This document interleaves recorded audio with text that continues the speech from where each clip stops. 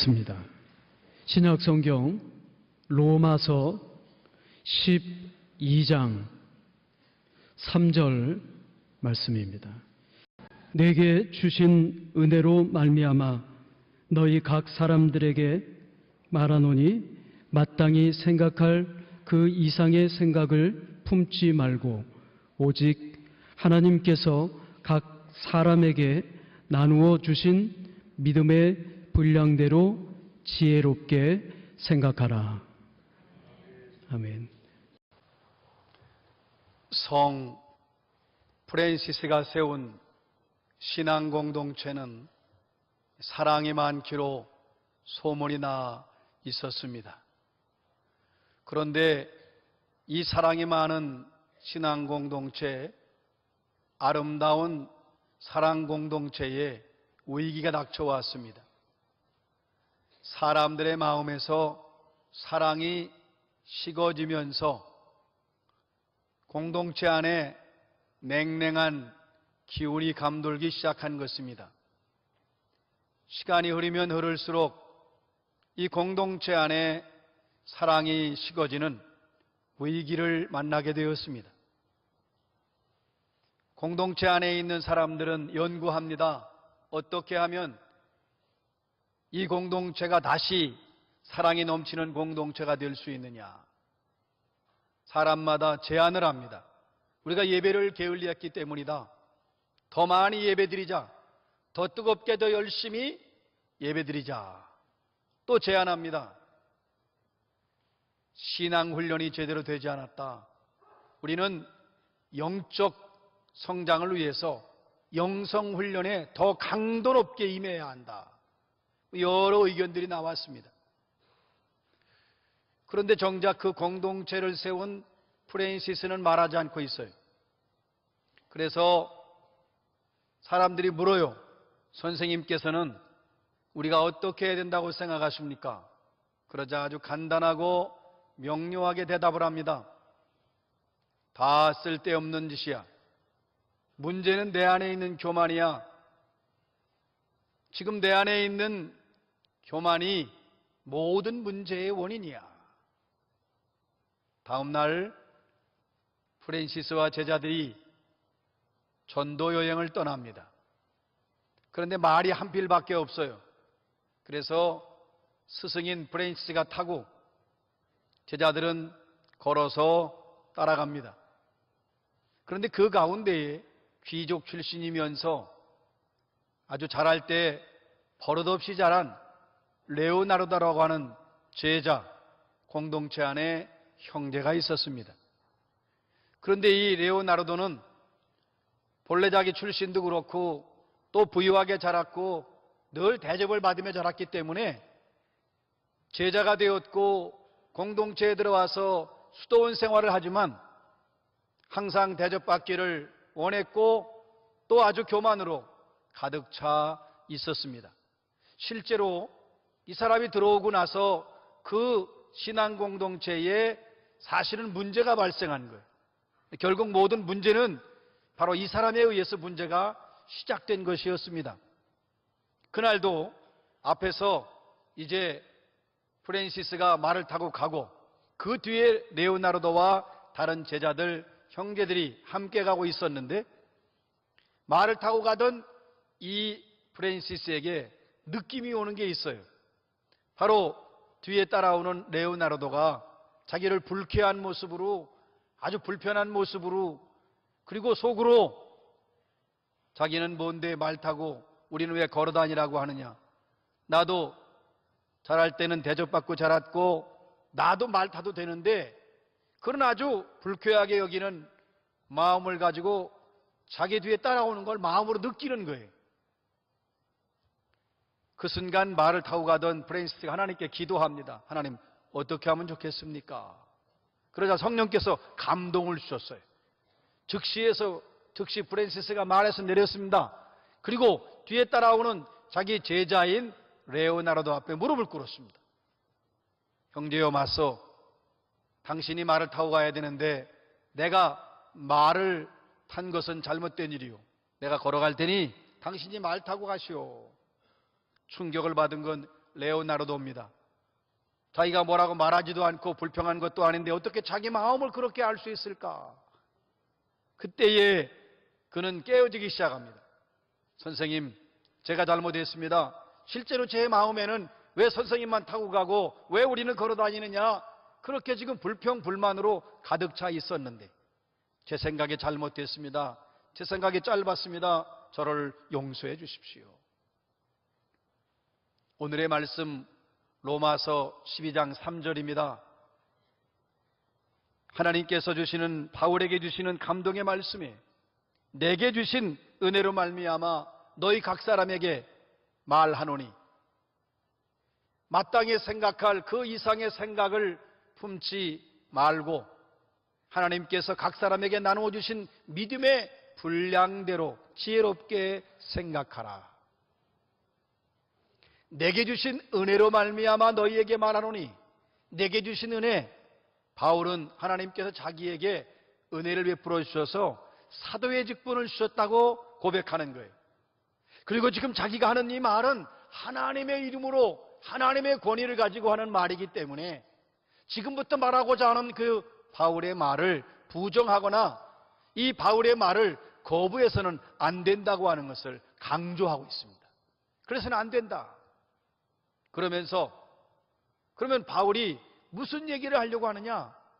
그 다음 말, 내게 주신 은혜로 말미암아 너희 각 사람에게 말하노니 마땅히 생각할 그 이상의 생각을 품지 말라.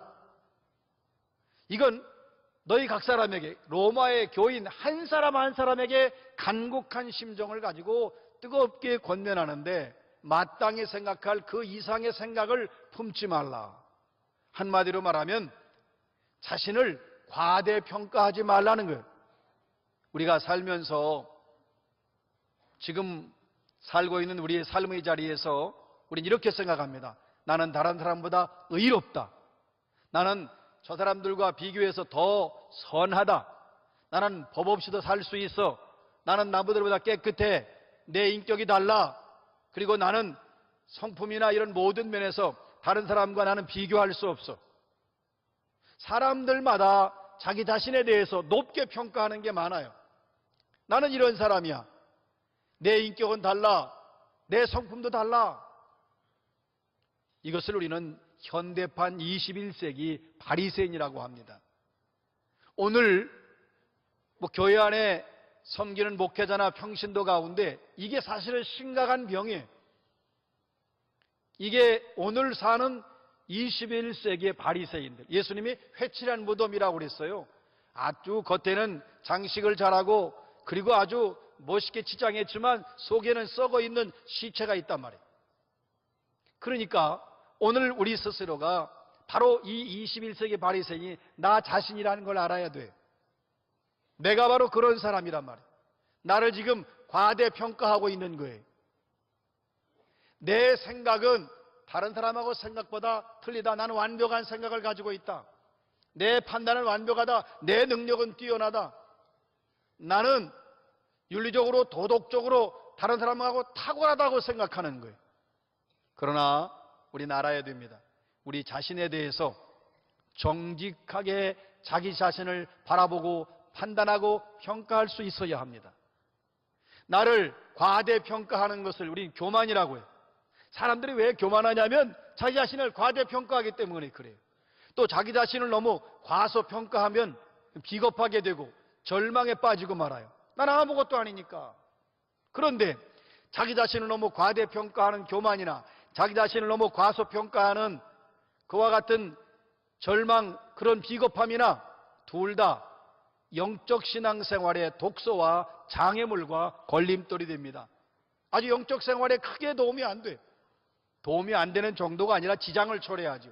그리고 하나님의 공동체, 아름다운 화합과 사랑의 공동체에 지장을 줄 뿐만 아니라 발전과 화목을 도모하는 일에도 아주 큰 걸림돌이 될 수 있습니다. 그래서 우리는 생각할 때 항상 깨달아야 돼요. 너무 나를 과대평가해서는 안 됩니다. 우리가 남이 하면 뭐고 내가 하면 로맨스다 그런 말도 있지만 그게 좋은 말이 아니에요. 나를 너무 지나치게 과대평가해도 안 되고 나를 너무나 과소평가해서 절망에 빠져도 안 되는 것입니다. 심리학자인 프로이드가 재미난 얘기를 했어요. 우리 인간에게 자아가 있어요. 에고라고 해요. 두 종류의 자아가 있다고 했어요. 슈퍼에고, 초자아, 트루 에고, 진실한 자아. 이 두 자아가 거리가 멀면 멀수록 인간은 고민에 빠지고 갈등에 빠지고 인간관계도 깨어진다고 했어요. 사람은 사실은 자기가 알지 못하면서 모든 걸 알고 있다고 생각할 때가 많습니다. 그래 나는 이만큼 됐다. 나는 뭐 영적 생활이나 또 뭐 신앙의 생활이나 삶으로 볼 때 나는 이만큼 됐다고 생각합니다. 나는 됐다고 생각하는 거예요. 되지 않은 건데 됐다고 생각하는 것입니다. 그러니까 알지 못하는데 안다고 생각하고 되지 못하는데 되었다고 생각하기 때문에 진실한 자, 트루 에고에 대한 정확한 이해와 판단이 없는 것입니다. 자기 자신을 정직하게 평가해야 됩니다. 어떠한 경우에도 자만에 빠져서는 안 되죠. 육신을 자랑하면 안 되는 거예요. 배운 것에 대해서, 가진 것에 대해서, 아는 것에 대해서 혹은 힘에 대해서 우리는 자랑해서는 안 됩니다. 특별히 우리 모두에게 하나님의 은사를 주셨어요. 모든 사람에게. 우리는 뭐 탁월한 몇 사람이라고 생각하는데 그렇지 않습니다. 하나님이 주시는 은사, 하나님이 주시는 재능은 모든 사람에게 주었습니다.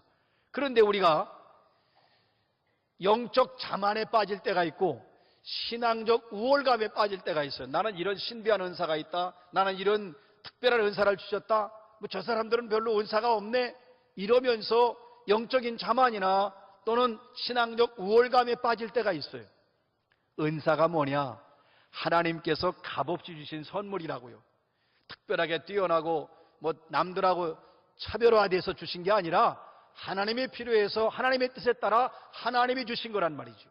우리가 이 사실을 깨달아야 돼요. 그러니까 우리에게 주신 은사, 선물로 주신 재능은 하나님이 주신 것이고 언제나 감사하면서 언제나 겸손하게 교회의 덕을 세우고 하나님의 영광을 드러내고 하나님을 기쁘시게 하는 일에 교회를 유익하고 덕을 세우는 일에 그 은사를 사용해야 합니다.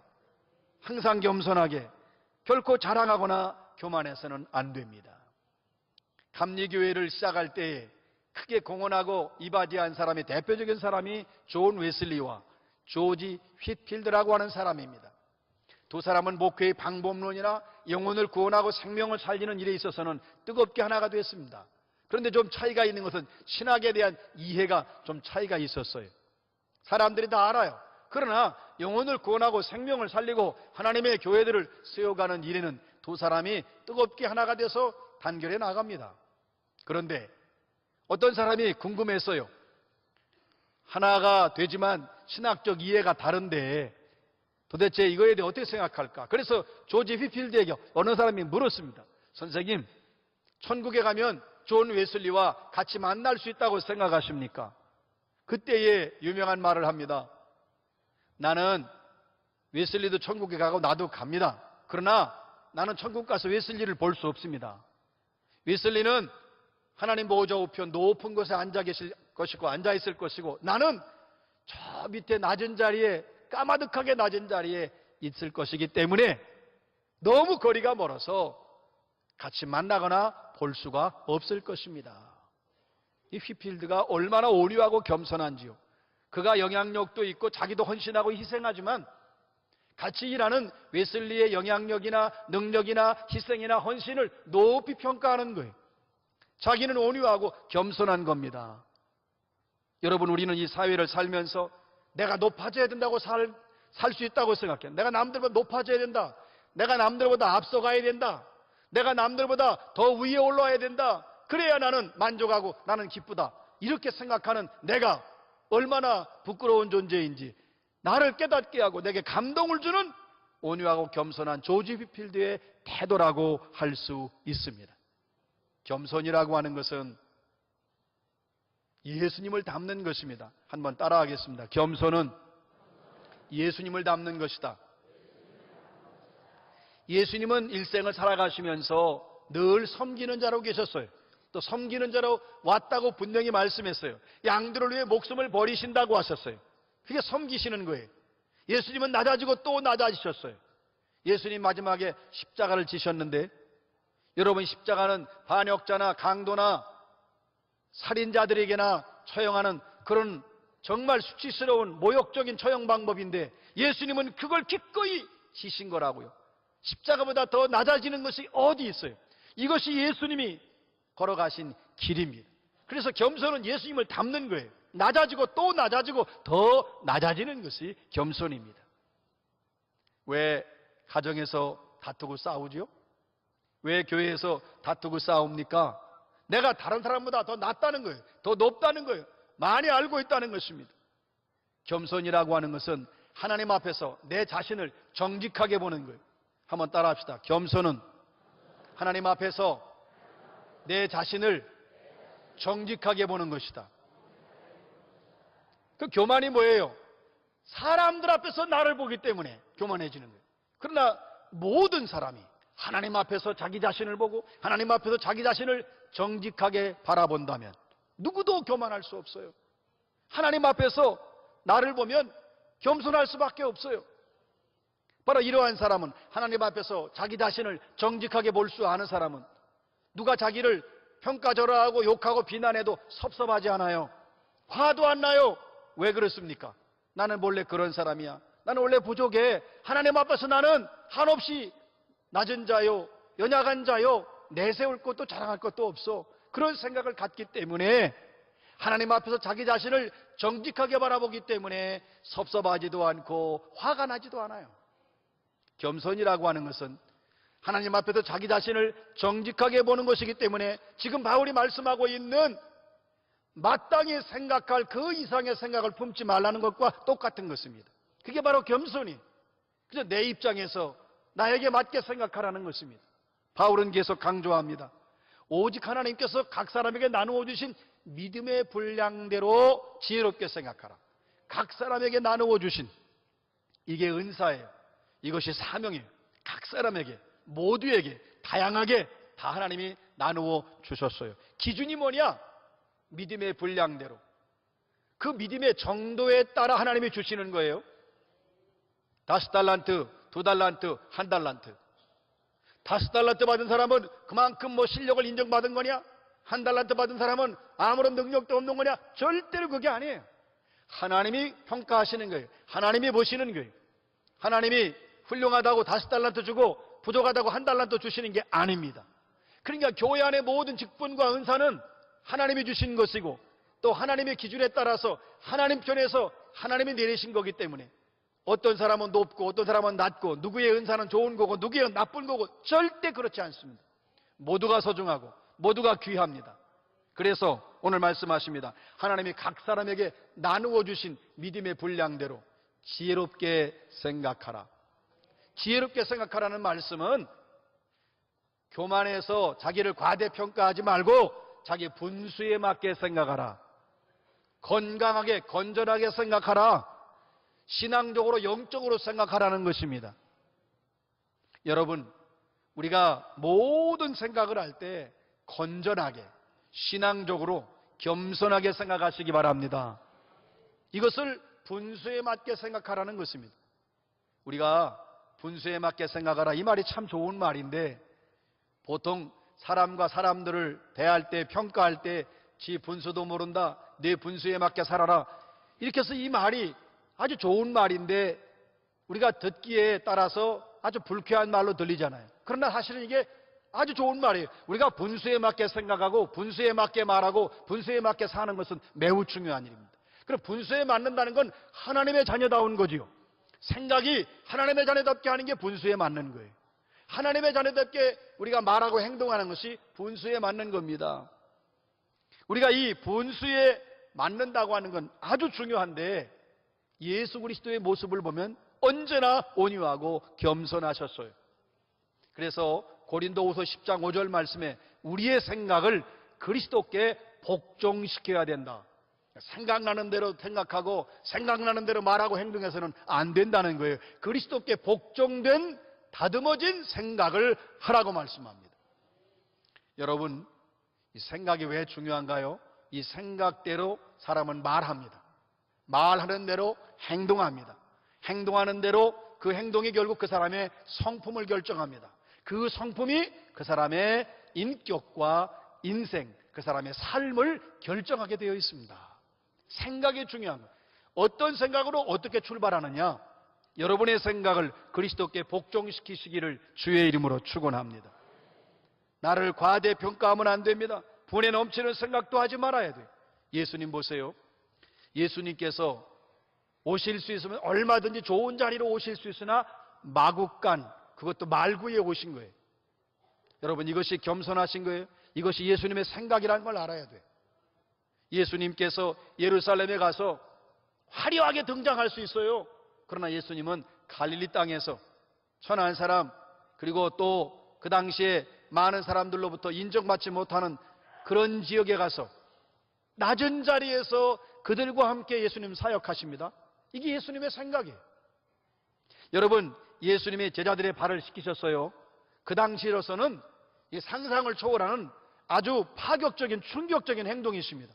그런데 예수님은 주와 스승이 되셔서 제자들의 발을 씻기는 거예요. 이게 예수님의 생각이라고요.